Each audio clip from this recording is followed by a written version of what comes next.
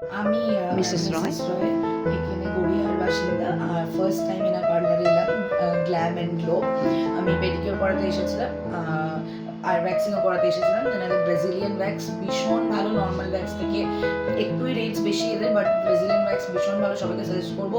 ছ্যাঁকা ফ্যাঁকারও কোনো ব্যাপার নেই, ডিরেক্ট স্কিনে লাগিয়ে উনি তুলে দেবেন। ট্যান তো পুরোই উঠে যায়, আর আপনার ডেড স্কিনসও অনেকটা ক্লিন হয়ে যায়। তারপরে আমি পেডিকিউর করালাম।